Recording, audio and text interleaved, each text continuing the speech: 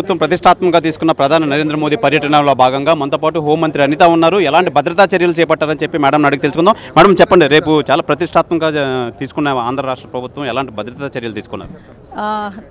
నరేంద్ర మోడీ గారు, ప్రధానమంత్రి నరేంద్ర మోడీ గారు వస్తున్నారంటేనే భద్రతా విషయంలో ఎక్కడ కూడా వెనుకం చేసే ప్రసక్తి లేదు, ఎక్కడ కూడా నిర్లక్ష్యం వహించే పరిస్థితి కూడా ఉండదు. డిపార్ట్మెంట్ వాళ్ళందరూ కూడా చాలా అలర్ట్గా ఉన్నారు. గత 10 రోజుల నుంచి కూడా భద్రతా విషయంలో ఎక్కడ కూడా ఇబ్బందులు రాకుండా చూసుకునే బాధ్యత కూడా తీసుకున్నారు.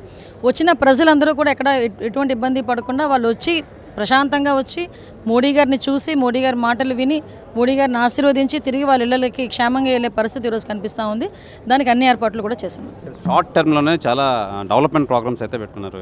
ఎలా ఫీల్ అవుతున్నారు? హ్యాపీ కదండి. ఇది షార్ట్ టర్మ్ డెవలప్మెంట్ ప్రోగ్రామ్ అని మీరు అంటున్నారు.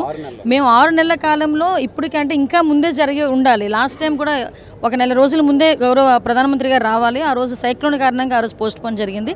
మేము ఎప్పటి నుంచో కూడా ఎదురు చూస్తున్నాము. మా అనకాపల్లి జిల్లాలందరూ కూడా ఈరోజు చాలా ఈగర్గా వెయిట్ చేస్తున్నారు. ఈరోజు ఈ శంకుస్థాపన అయిన వెంటనే కొన్ని లక్షల మందికి ఉద్యోగాలు వచ్చే పరిస్థితి కనిపిస్తూ ఉంది. పోలీస్ సిబ్బంది ఎంతమంది పాల్గొంటున్నారు మేడం? పోలీస్ సిబ్బంది కొన్ని వేల సంఖ్యలో పాల్గొంటున్నారండి. ఇంకా టీం కావాలంటే టీంను కూడా రప్పిస్తున్నాము. ఎక్కడ భద్రత విషయంలో ఎక్కడ కూడా రాజీ పడకుండా నరేంద్ర మోడీ గారు ఎంత చక్కగా వచ్చి ఈరోజు ఇక్కడ మన దగ్గరికి విశాఖపట్నం వచ్చి ప్రజల తాలూకా నిరాజనలు అందుకుంటారు. అదేవిధంగా ప్రధానమంత్రి గారి ప్రోగ్రాంకి వచ్చిన ప్రజలందరూ కూడా అంతే హ్యాపీగా ఇంటికి వెళ్ళే పరిస్థితి ఉంది. ఉమ్మడి విశాఖ జిల్లాలో నిరుద్యోగులు చాలా హ్యాపీగా ఫీల్ అవుతున్నారు. ఏం చెప్తారు మేడం? ఉమ్మడి విశాఖ జిల్లా ఒకటే కాదండి, రాష్ట్ర వ్యాప్తంగా ఉన్న ప్రజలందరూ కూడా రేపు డెవలప్మెంట్ కార్యక్రమంలో ఒకటేంటంటే మేము కూడా హ్యాపీ ఫీల్ అయ్యేది ఏంటంటే గౌరవ్ లోకేష్ గారు కూడా యువగలం పాదయాత్రలో 20 లక్షల ఉద్యోగాలకి మేము ఆ రోజు హామీ ఇచ్చున్నాం.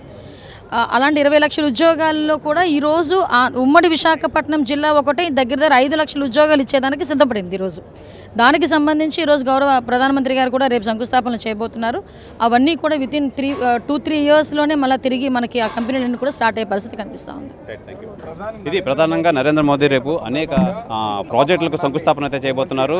నిరుద్యోగులకి పెద్దపీట వేయబోతున్నారు. అలాగే దీనికి సంబంధించి రేపు ప్రధానమంత్రి ఈ స్థలం దగ్గర నుంచి మొత్తం అంతా పర్యవేక్షణ, చాలా అనేక మంది పోలీసులతో పహారా కాస్తున్నారు. చాలా కట్టుదిట్టమైన భద్రతా చర్యలు ఏర్పాటు చేస్తామని చెప్పి రాష్ట్ర హోంమంత్రి అనిత చెప్తున్నారు. కెమెరామెన్ అజయ్తో శివరామకృష్ణ, RTV, విశాఖపట్నం నుంచి.